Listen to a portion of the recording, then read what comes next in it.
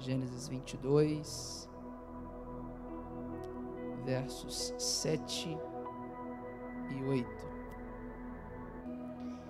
E Isaque falou a Abraão, seu pai, e disse: meu pai. Ele disse: aqui estou, meu filho. E ele o disse: eis o fogo e a lenha, mas onde está o cordeiro para a oferta queimada, ou para o holocausto? E Abraão disse: meu filho, Deus proverá para si um cordeiro para a oferta queimada. Então foram os dois juntos, ou os dois continuaram a caminhar juntos. Amém? Queridos, esse é um dos textos, uma das histórias que nós muito conhecemos. Nós temos a história de Abraão, pai da fé, né? O homem que tem um chamado muito claro de Deus, um homem que ouve do Senhor uma só vez. É interessante, né? Porque Deus não precisou ficar insistindo com Abraão. Deus não precisou ficar dizendo para ele assim: rapaz, sai. Não. Ele ouve a voz de Deus uma só vez, e essa única vez lhe é suficiente para obedecer à voz de Deus. E é bem verdade que às vezes a gente é um pouco diferente de Abraão, né?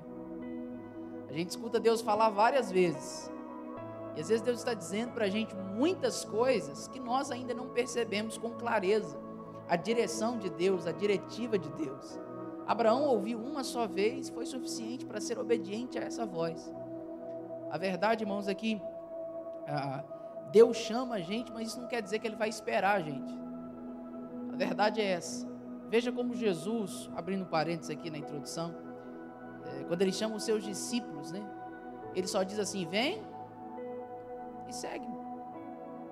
E Ele vai.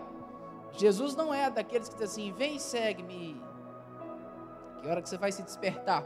Ele continua o seu caminho, né? E com Abraão não é diferente. Deus chama esse homem, ele obedece à voz de Deus, ele ouve o que o Senhor havia lhe dito, Gênesis capítulo 12, e dá continuidade a essa jornada, a essa caminhada com o Senhor, aquilo que o Senhor havia dito a ele.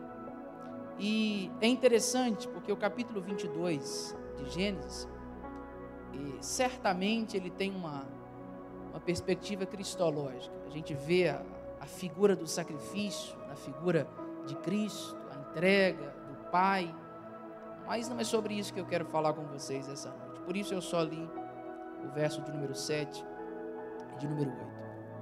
O que eu quero tratar nessa noite, e como eu disse, o que nós cantamos aqui, e até cantávamos, me lembrei nessa tarde dessa canção, e eu canto ela lá em casa de vez em quando, a Sara também, Entre a Fé e a Razão.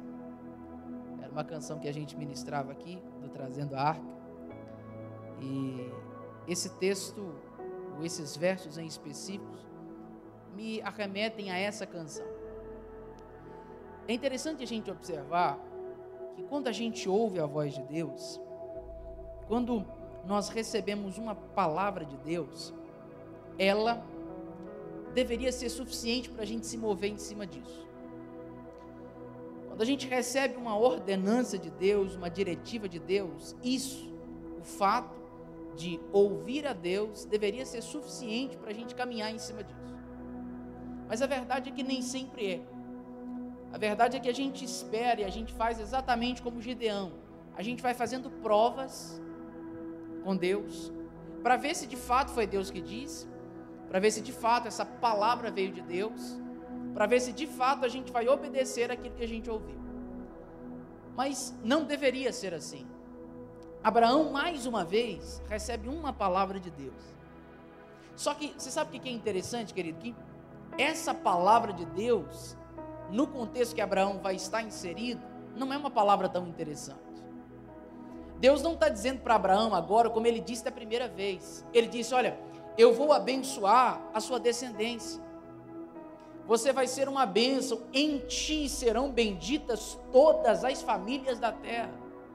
A palavra que Deus dá para ele daquela primeira vez, há 10 capítulos atrás, é diferente dessa agora.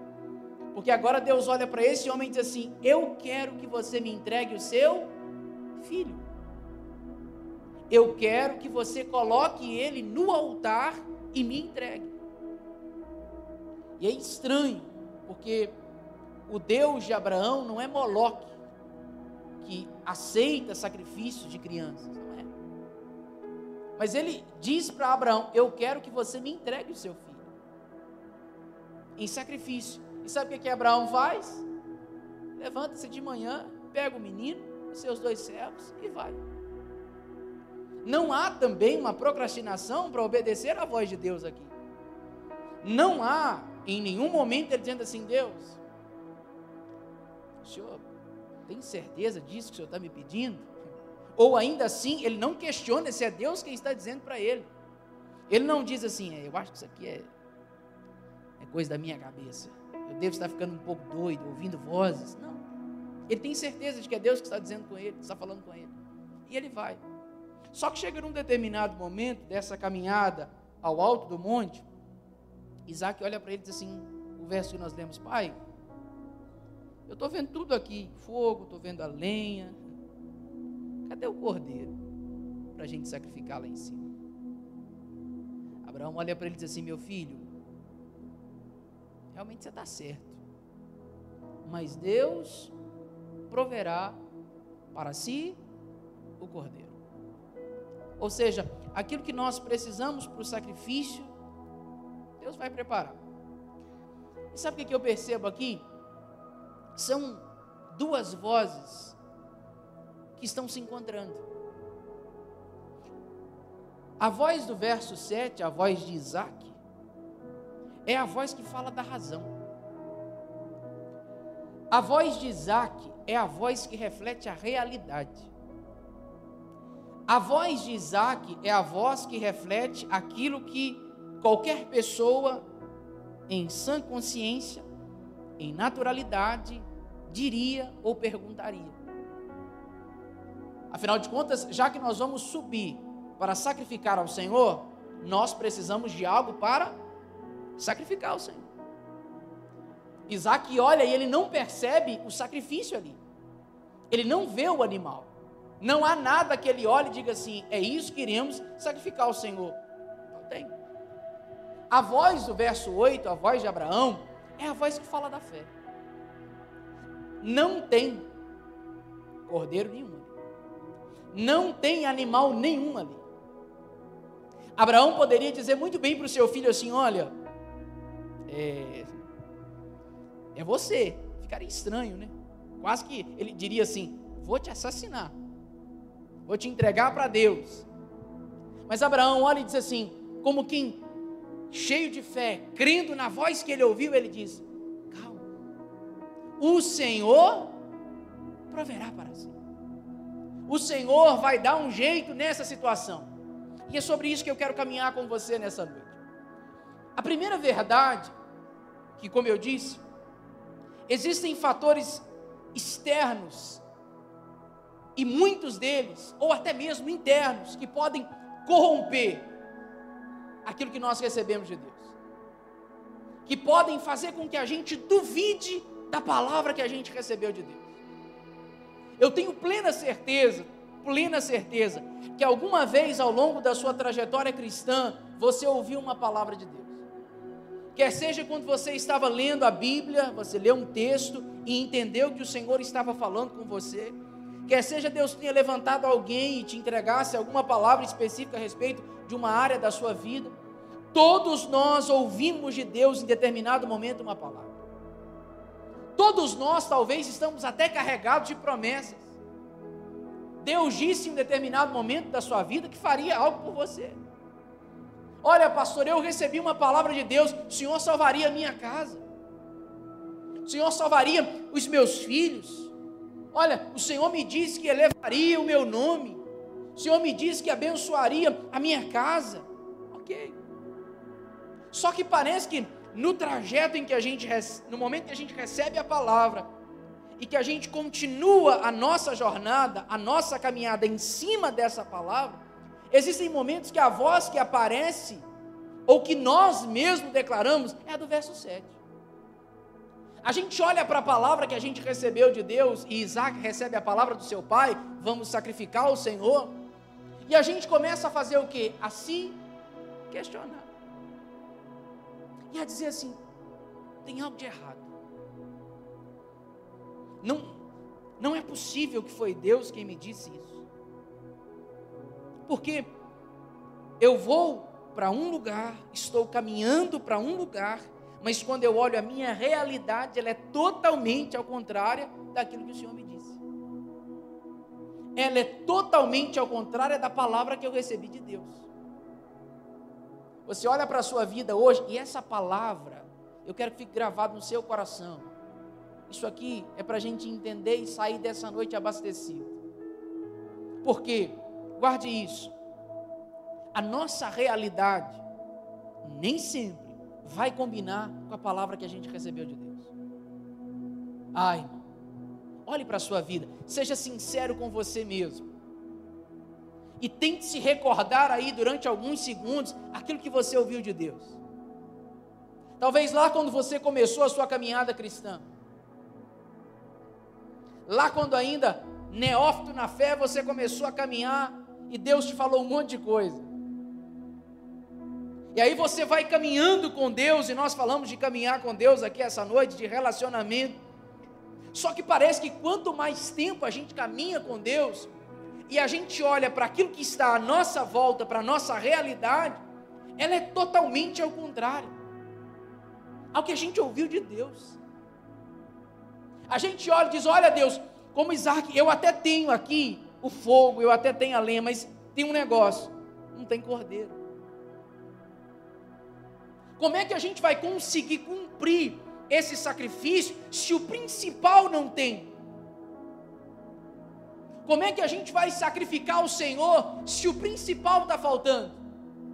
Aí você olha para Deus e diz assim, Senhor, como é que o Senhor vai fazer isso aqui se não tem isso aqui? Senhor, como é que o Senhor vai realizar essa promessa que o Senhor fez para mim aqui, se eu não vim de família rica? E talvez nenhum de nós aqui. Se alguém veio, depois você me passa seu contato. Você olha e diz assim, Deus, eu não estudei nem a 4ª série. Antigamente se falava Mobral, né? Sou velho não, viu? Aí você olha e diz assim, mas Deus, Senhor, é o seguinte, eu não tenho um diploma de universidade lá na minha parede, também não tenho. Ah, mas você tem amigos? Também não tenho. Não tenho ninguém que me coloque lá. Por quê? Por que a gente olha para a nossa vida e para a promessa de Deus, para a palavra de Deus e para a nossa realidade e elas não batem? Não há nada entre elas que diga isso vai acontecer porque a sua realidade já favorece. Isso vai acontecer por quê? Porque, olha, você tem uma condição financeira boa, então para você entrar é mais fácil. Você tem um bom nome na sociedade, você tem bons amigos, você tem um bom networking, então afinal de contas, para você entrar vai ser mais fácil. Não tem isso. E sabe o que eu aprendo, irmão? Nós não deveríamos ignorar a nossa realidade. A fé, ela não ignora a realidade, ela transcende a realidade. A fé não diz para você assim, está vendo tudo que você está vivendo? Não, está tranquilo. A fé não diz isso. Eu costumo dizer que a fé é inteligente. E a gente precisa de uma fé inteligente. Você não precisa olhar para a sua vida financeira que não está boa e dizer assim, está boa. Não. A fé não ignora a realidade. Você não precisa olhar para o seu casamento, talvez não esteja tão bom, e dizer assim, poxa, está ótimo. Você não precisa olhar talvez para a sua empresa, para o seu emprego, que não está lá muito bem, e dizer, não, está tudo bem. A fé, ela diz para você, essa é a sua realidade. Pastor, qual é a minha realidade? O meu casamento está ruim, a minha vida financeira pior, o meu emprego já era, a minha saúde pior ainda. Isso é realidade, isso é um fato. E o que nós precisamos entender, e abra um parênteses para dizer isso, não fuja da sua realidade.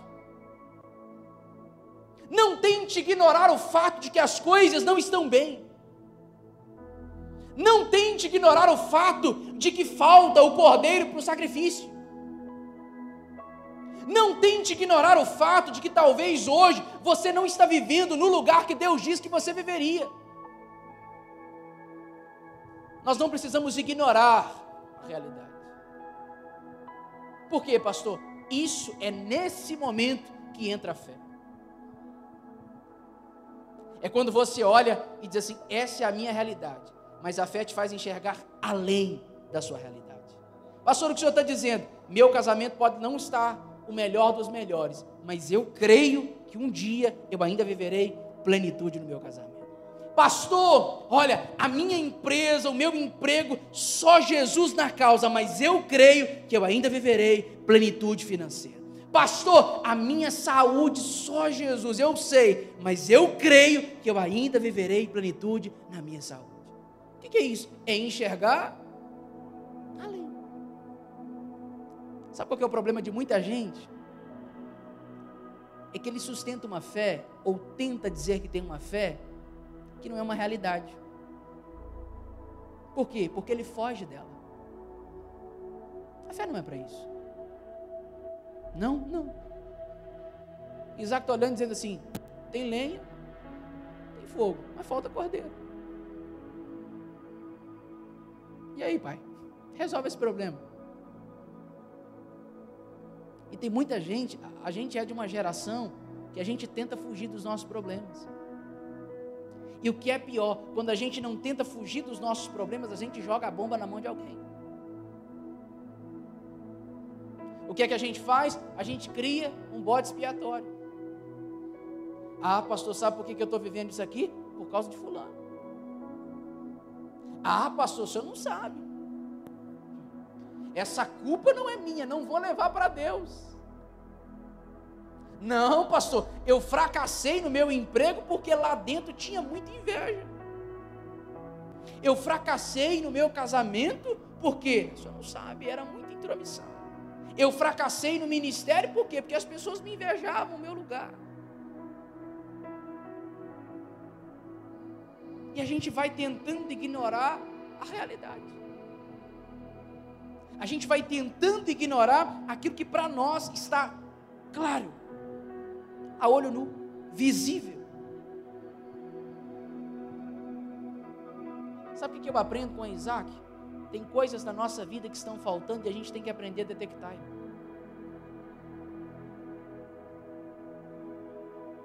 Tem gente que não percebeu que está caminhando para o lugar onde tem uma palavra de Deus, e às vezes até está debaixo de uma palavra de Deus, mas tem coisas que ainda estão faltando para você chegar nesse lugar.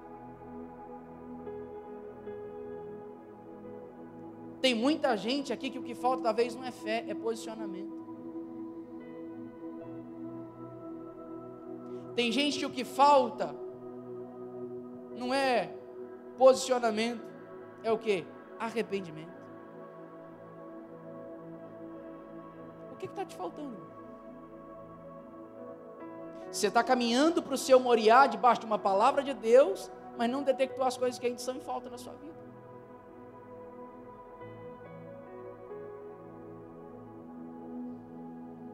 Aprenda a ver o que você está vivendo e analise a sua vida. E talvez você vai perceber que ela não esteja tão bem como você acha que ela está. Tem gente que olha para a vida espiritual dele e ele acha que ele é um super Deus, cara. A terceira pessoa da Trindade. Você fala, meu Deus, vou falar a quarta não, porque a quarta faz sentido, né? aí ele sempre se julga além da sua realidade. Ele sempre se julga a mais daquilo que ele realmente é. Por quê? Porque falta uma análise crítica e verdadeira. Ele olha para a vida financeira e ele acha que está tudo bem, mas ele sabe que não está. Ele só tenta esconder, maquiar uma realidade. Ele só tenta dizer, não, isso aqui está tudo sob controle, está tudo certo. Nós não deveríamos ignorar a voz da realidade. Nós não deveríamos olhar para aquilo que a gente está vivendo e não ter a percepção de que aquilo está acontecendo. Tem gente que não percebeu, mas o ministério ruiu. A família acabou. A saúde já se foi. Tanto física como emocionalmente. Mas não percebeu. E sabe o que é interessante? Tem fogo, tem lenha, não tem cordeiro. E sabe o que mais mexe comigo? A gente leu no final do verso 8, é que eles continuam caminhando.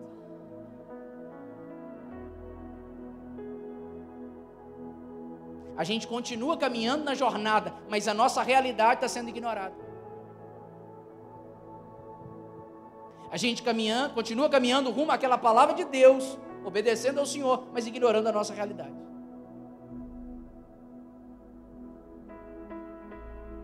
Ah, mas eu tenho uma palavra de Deus. Também tenho. Mas a voz de um Isaac precisa ser percebida. Aquela voz que diz para você, não está como deveria estar.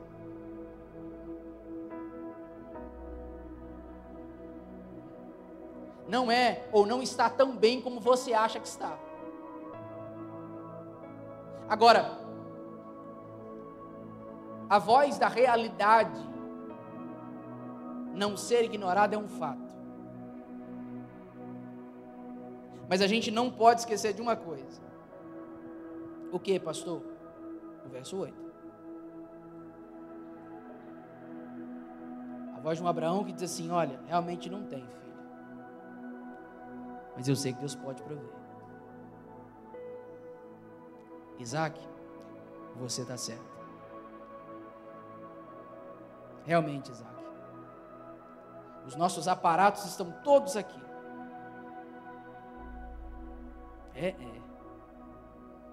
Mas vamos caminhar mais um pouco? Eu sei que Deus vai fazer aparecer. E continuar caminhando. Só que agora, o fato da realidade estar ali, diante deles, não só agora diante de Abraão, mas do menino também, eles entendem, eles sabem, não tem cordeiro, mas agora tem uma voz que diz, Deus vai, agora perceba uma coisa, quando a gente fala que Deus vai prover, Deus disse para Abraão que ia prover. Procura um versículo aí anterior, que Deus tenha dito para Abraão assim, pode ir. Porque quando você chegar lá na frente, fica tranquilo, não é o seu filho que você vai matar. Deus disse isso para ele. A única coisa que Deus disse é, eu quero que você me entregue ele, sacrifique ele. Esse cara olha e diz assim, não, fica tranquilo. Não, Isaac, não se preocupe. Irmão, Deus não havia dito isso. Como é que ele sabia que o cordeiro ia aparecer lá na frente? Como é que ele poderia garantir? E isso aqui, não há nenhuma espécie de dúvida na palavra de Abraão. Até porque isso é fé, né? Ele não diz assim, eu acho que Deus vai prover para a gente, meu filho. Deus vai dar um jeitinho lá na frente. Não tem isso. Isso é uma afirmativa. Ele diz, o Senhor proverá. o Senhor proverá. E sabe o que eu entendo? É exatamente assim na nossa vida. Quantas e quantas vezes a gente está afirmando debaixo de fé, que a gente crê. Por isso Hebreus 11 diz: a fé é o firme fundamento daquilo que você não vê, mas que você espera, que você aguarda.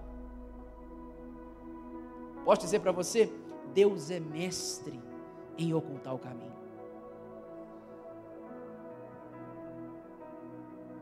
Por isso que a Bíblia diz que Deus é um Deus que se oculta, que se esconde.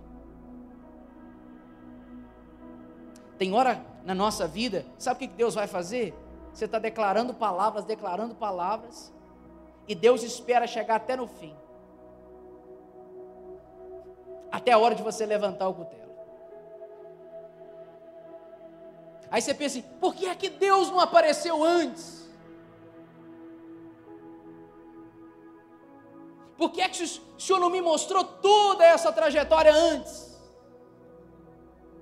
Nós não cantamos aqui? E minha fé será mais? Como é que você vai fortalecer a sua fé, meu irmão? Como é que você vai amadurecer na fé, se Deus não provar a sua fé? Se Deus não vê até onde você é capaz de continuar dizendo assim, Deus proverá para si o cordeiro. Como é que você vai crescer em fé, se a cada hora da sua vida, você diz crer e não crê, crê e não crê, acredita, não acredita, como é? Por isso que tem momentos na nossa vida, que Deus espera que a gente faça o quê? Então foram os dois caminhando juntos. Pastor, o que é que Deus está dizendo para nós? Tem horas na sua vida que a única coisa que você precisa é continuar caminhando. Isso é fé. Eu não estou vendo, mas eu creio que Deus fará. Pastor, mas tem certeza? A gente já está no alto do monte. Até agora esse cordeiro não apareceu. Imagina Abraão caminhando dizendo assim, Deus, eu liberei a palavra lá embaixo para o menino. Se o senhor não mandar cordeiro aí, ele vai ser morto mesmo. Imagina o que é arrumar aquele menino no altar. E até agora tem cordeiro? Arrumadinho no altar. Isaac olhando para ele. Abraão olhando para Isaac. E na hora de levantar o machado? E na hora de dizer assim, será que agora? Será que Deus vai fazer agora? Por quê? Porque se Ele não fizer, já era. Ai, irmão, como a gente precisa crescer na fé. Sabe qual que é o nosso problema? A gente até diz que crê em Deus, até as coisas pioraram. A gente até professa com os nossos lábios a nossa fé em Deus. O problema é que fé não é o que você fala, é comportamento, é a postura que você tem diante de uma situação. Fé não é discurso, irmão. Eu creio em Deus, um monte de gente crê, um monte de gente acredita. Não, eu creio que o Senhor fará. Mentira.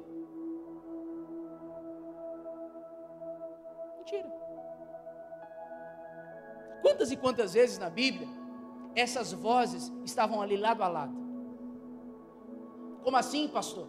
A voz da razão estava dizendo assim,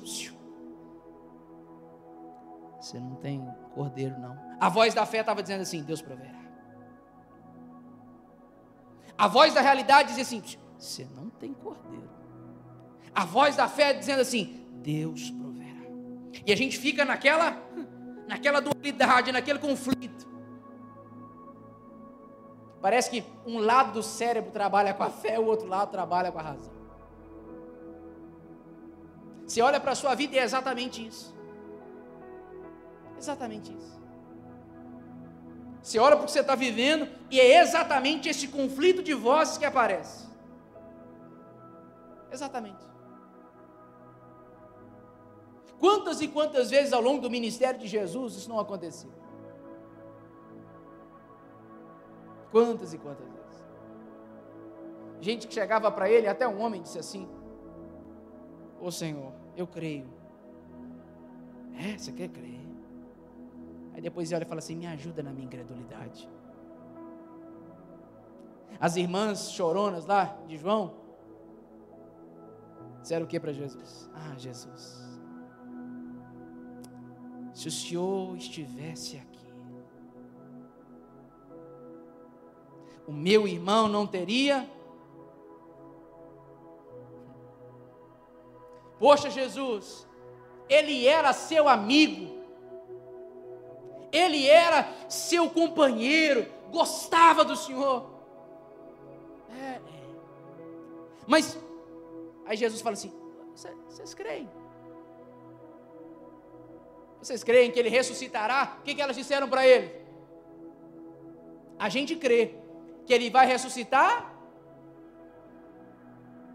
Julgaram o milagre lá para o final de tudo. Ou seja, eu até creio que ele vai ressuscitar, só que tem uma coisa: vai ser lá no último dia. Por quê? Porque a voz da minha razão está dizendo que tem 4 dias que ele está lá dentro do sepulcro. Marta e Maria estão dizendo assim: Jesus, é 4 dias. É 4 dias, Jesus. O Senhor sabe, sou um bom judeu, que a gente espera até o 3º dia para ver se tem vida ainda no corpo, e se pode ressuscitar. Já passou. A voz da razão lá na frente disse a mesma coisa para Jesus: ei, já cheira mal, não tira essa pedra não. Cheirava mal, irmão, sim ou não? Estava fedendo ou não estava? Quem olhava podia dizer assim: rapaz, fica quieto. Ele não estava certo? Tem hora que a voz da razão está certinha, tá ou não está? Tem hora que você fala assim: gente, não estou ficando doido não, é verdade mesmo. Só que a voz da razão que está gritando assim: tem 4 dias, está fedendo e não tira a pedra. Aí quem que aparece? A voz da velha: ei, tira a pedra daí. Só que antes ele tinha dito para as irmãs: vocês creem, Jesus? Se o Senhor estivesse aqui, aí Jesus fala assim: não, vocês não entenderam ainda. Se creres, é só se você crer, então você verá a glória de Deus.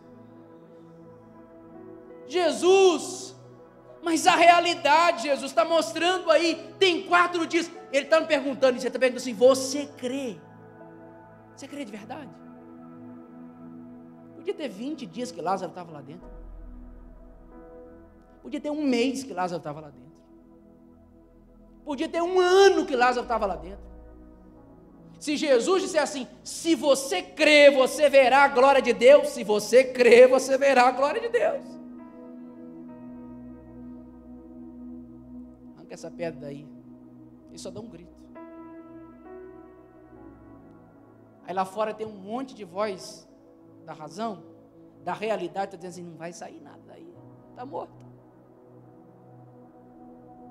Aí Jesus com um grito só: Lázaro, sai para fora. Quem é que sai?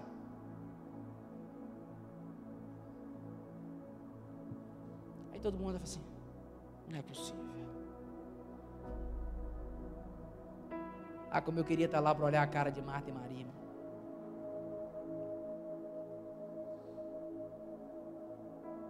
A gente não entendeu ainda. A gente não compreendeu o que é a fé de fato. Você olha para a sua realidade e ela está ali estancada na sua cara. Porque realidade sempre será realidade. Razão sempre será razão. Agora, a fé não está nesse nível aqui. Não. Por isso que o meio de contato entre homem e Deus se dá pela fé. Hebreus 11:6. Aquele que se aproxima de Deus precisa crer que Ele existe e que Ele é galardoador daqueles que o buscam. Tem alguém vendo Deus aqui, irmão? Tem? Por que é que você então está aqui essa noite? Porque você... Sabe o que é engraçado? A gente tem certezas mais fortes na nossa vida, só que certezas em relação ao poder de Deus parece que minam.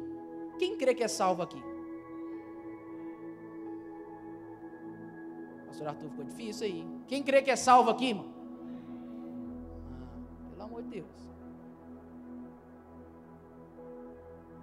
Quem disse para você que você é salvo?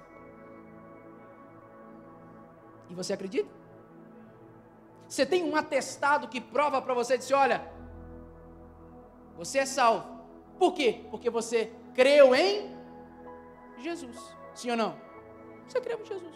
Então por isso você tem garantia de que é, mas você não tem nenhum documento a não ser a palavra de Deus. Mas dizer que você é salvo, nisso você crê. Você acredita. Agora, existem coisas em relação ao poder de Deus que a gente duvida. A mesma Bíblia que diz que se você crê em Jesus, você está salvo.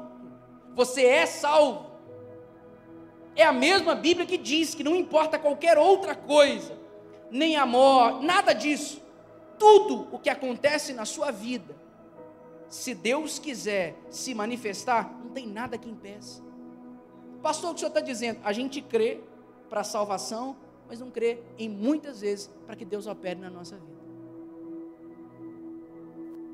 Ah, eu creio que eu estou salvo, mas eu não creio que Deus pode transformar meu casamento. Eu creio que eu estou salvo, mas eu não creio que Deus pode restaurar minha empresa. Eu creio que eu estou salvo, mas eu não creio que Deus pode restaurar meu ministério.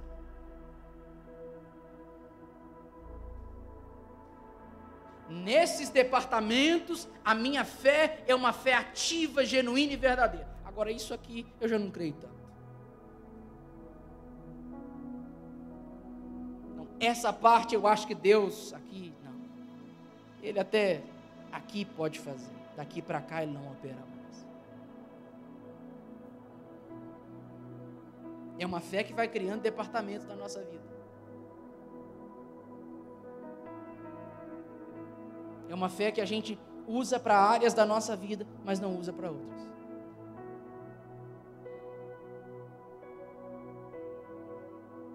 Fé é como aquela mulher disse para o aluno do profeta: mulher, vai tudo bem? Gente, o que é isso? Vai tudo bem?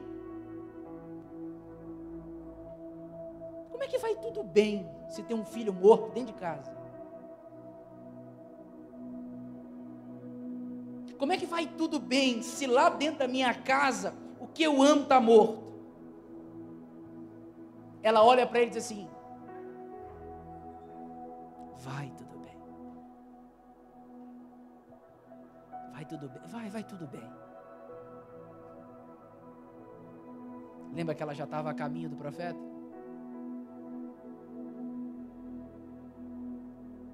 Não tente criar espantalhos para a sua fé.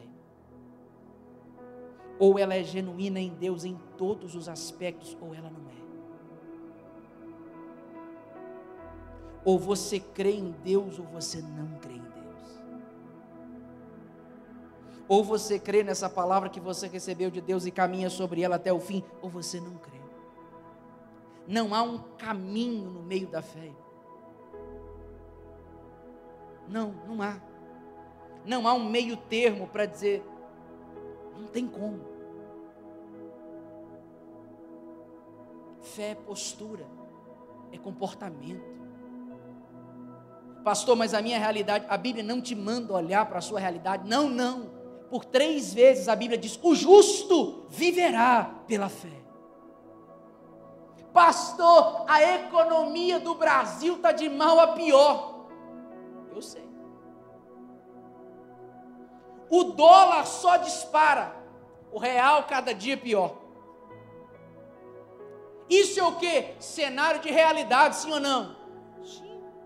Só que a Bíblia não diz que o justo viverá pela economia do seu país. A Bíblia diz que o justo viverá pela sua fé. Ah, pastor, mas o senhor sabe, né? Meu filho sai de casa meia-noite e volta às 6 horas do outro dia. As amizades dele estão cada dia pior. Aí a Bíblia não diz que o justo viverá por aquilo que ele vê o seu filho fazer. O justo viverá pela sua fé. Pastor, o senhor não sabe. Está no CTI, pastor. Na UTI. Está sobrando só aquele barulhinho lá. Pi, pi, cada dia pior. Cada hora pior. Aí vem a Bíblia e diz para você: o justo viverá pela fé. Irmão, o nível daquilo que você crê é o nível daquilo que você vai experimentar em Deus. Tem gente que tem fé para ver Deus curar câncer e vai ver. Tem gente que tem fé para ver Deus levantar paralítico e você vai ver. Tem gente que tem fé para ver Deus levantar morto e vai ver. Tem gente que tem fé para Deus curar dor de cabeça só e ponto. Que isso, pastor? É verdade. Tem gente que não tem fé para nada, também tem. Tem gente que a vida inteira vai estar aqui, não tem cordeiro, não tem cordeiro, não tem cordeiro, e ponto. Agora, se você quer experimentar algo sobrenatural de Deus, meu irmão, viva sob a fé. Caminhe sobre a fé, declare a palavra de Deus que é baseada na nossa fé. Agora nós queremos viver coisas extraordinárias de Deus e a gente não crê o suficiente para isso. A gente não crê. Quantas e quantas vezes a gente vai voltando a nossa vida para um saudosismo. Por quê? Porque a gente colocou Deus lá atrás. Hebreus capítulo 13, se não me falha a memória, a Bíblia diz que Deus é o mesmo. Ele é o mesmo ontem, hoje e eternamente. A Bíblia não diz que Deus é o mesmo ontem e encerra por aí. Não. A Bíblia diz: lembra do Deus do passado? Pois é. Lembra daquilo que Ele fez lá atrás? Lembro. Faz o que com esse Deus? Deixa ele no passado? Não. Esse mesmo Deus que fez lá no passado, Ele é o mesmo hoje. Quer dizer o que, pastor? O mesmo poder que Deus tinha lá atrás, Ele tem ainda hoje. Pastor, lá atrás eu vi Deus curar, Deus pode curar hoje. Pastor, lá atrás eu vi Deus restaurar, Ele pode restaurar hoje. Pastor, lá atrás eu vi Deus fazer coisas extraordinárias. A gente clama, igual o profeta clamou: Senhor, faz de novo nos nossos dias então. Se Deus não parou de agir, irmão, eu não posso parar de crer. Se Deus não estacionou no tempo, quem somos nós para deixar de crer em Deus? Quem somos nós para colocar a palavra de Deus em xeque? Ai, por favor. O que é que você precisa nessa noite? Selecione bem a voz que fala mais audível aí no seu coração. Ouça bem que voz que fala com você. Não estou dizendo para você olhar para a sua realidade e dizer que ela não é verdadeira, que ela não é difícil, porque talvez ela seja. Talvez eu estou olhando para a gente que entrou aqui essa noite, cada um com um problema pior do que o outro.